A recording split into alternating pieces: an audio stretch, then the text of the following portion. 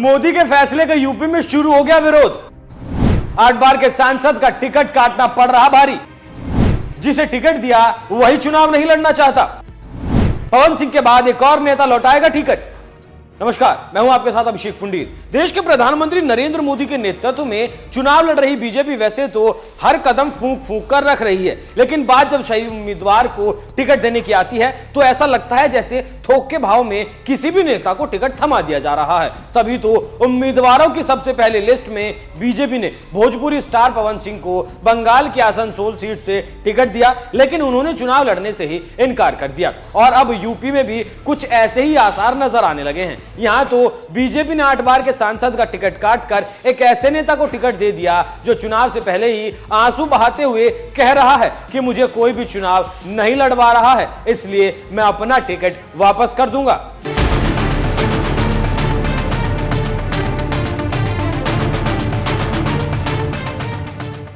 दरअसल हम बात कर रहे हैं यूपी की बरेली लोकसभा सीट की, जिसे बीजेपी का गढ़ माना जाता रहा है। इस सीट पर बीजेपी जनसंघ के समय से जीत हासिल करती आई है। 1962 और 1964 के चुनाव में श्यामा प्रसाद मुखर्जी वाली जनसंघ ने इस सीट से जीत हासिल की थी। तो वहीं 1989 से 2004 तक लगातार 6 बार बीजेपी इस सीट पर कब्जा जमाती रही है।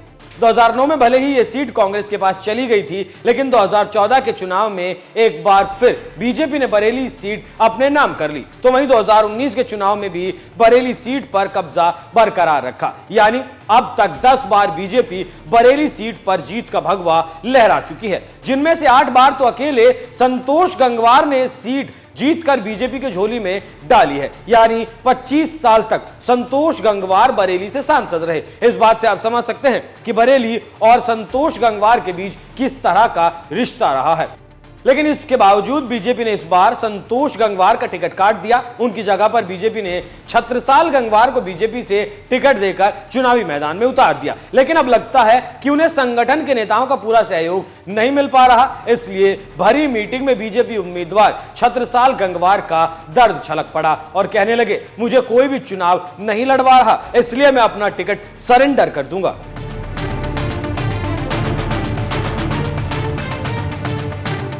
दरअसल बीजेपी की महिला नेता दीप्ति भारद्वाज ने एक ट्वीट में बताया, इससे बुरी बात क्या होगी कि भाजपा बरेली प्रत्याशी छत्रपाल जी अकेले अपना चुनाव प्रचार कर रहे हैं। सारे विधायक, संगठन पदाधिकार नदारद हैं। कल हताश प्रत्याशी ने टिकट सरेंडर करने की बात तक भरी मीटिंग में कर दी। बात यहीं खत्म नहीं होती। बीजेपी नेता दीप्ति भारद्वाज ने तो संगठन को निशाने पर लेते हुए यहां तक कह दिया कि बरेली का चुनाव इस बार संगठन नहीं जनता लड़ रही है। यही उपलब्धि है नरेंद्र मोदी जी की और योगी जी के दबंग व्यक्तित्व की। इस बार रह रह कर सबको सुनील बंसल जी की याद आ रही है। कितनी ही नीचता करो, पार्टी के भीतर घातियों, जीतेगा कमल ही, आएंगे मोदी ही। बीजेपी उम्मीदवार छत्रसाल गंगवार की बड़ी समर्थक मानी जाने वाली दीप्ति भारद्वाज की बातें बता रही हैं कि बरेली बीजेपी में सब कुछ ठीक नहीं चल रहा। 8 बार के सांसद संतोष गंगवार का टिकट कटने की वजह से जबरदस्त बगावत देखी जा रही है। खुद संतोष गंगवार भले ही छत्रसाल गंगवार का पूरा साथ दे रहे हों, लेकिन संतोष गंगवार के समर्थक और संगठन लगता है छत्रसाल गंगवार के साथ नहीं है। इसलिए उन्हें यहां तक कहना पड़ा कि मुझे कोई भी चुनाव नहीं लड़वा रहा, इसलिए मैं अपना टिकट सरेंडर कर दूंगा। हालांकि बीजेपी उम्मीदवार छत्रसाल सिंह ने ऐसी किसी बातों से साफ इनकार कर दिया।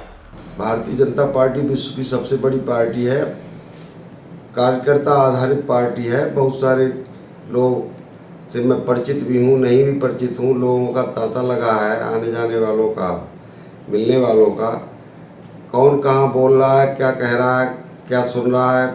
मेरी इस प्रकार की कोई बातें नहीं हुई हैं। माननीय मोदी जी और योगी जी के कुशल मार्गदर्शन में मेरी लोकसभा का चुनाव कार्यक्रम चल रहा है और रिकॉर्ड मतों से मैं जीतने वाला हूँ। मैंने इस प्रकार का कोई बयान नहीं दिया।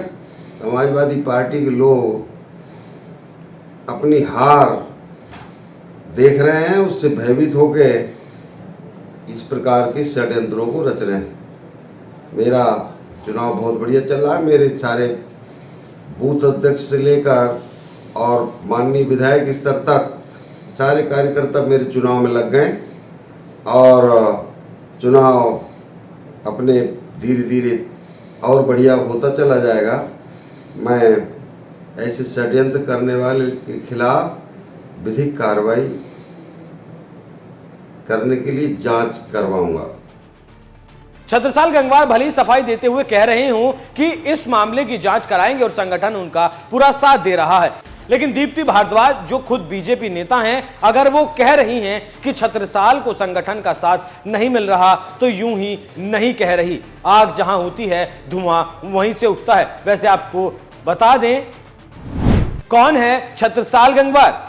बीजेपी उम्मीदवार छत्रसाल गंगवार बरेली के बड़े नेता माने जाते हैं। बरेली की बहेड़ी विधानसभा सीट से 2 बार विधायक भी रह चुके हैं। 2007 में सपा के अताउर रहमान को हराकर जीत दर्ज की थी। 2017 में बीएसपी के नसीम अहमद को हराकर जीत दर्ज की थी। पेशे से शिक्षक छत्रपाल की किसानों में अच्छी पकड़ मानी जाती है। 8 बार के सांसद संतोष गंगवार को छत्रसाल अपना गुरु भी मानते हैं।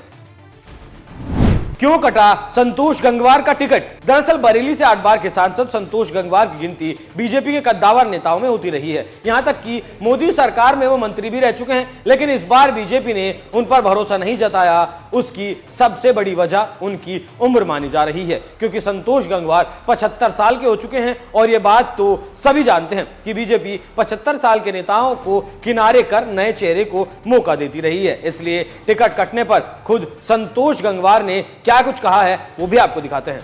पार्टी ने तय कर दिया था कि ज्यादा आयु के लोगों को स्थान छोड़ना चाहिए। ऐसे में अगर पार्टी पहले ही कह देती तो हम टिकट की लाइन में ही नहीं रहते। वैसे पार्टी ने हमारा बहुत साथ दिया, पार्टी के हम आभारी हैं, क्योंकि पार्टी ही चुनाव लड़ाती है। हमसे जो हो सका वो हमने किया। अब बदलाव की बात होनी चाहिए, इसलिए नए का स्वागत है, उसे अच्छे बहुमत से जिताने का प्रयास करेंगे।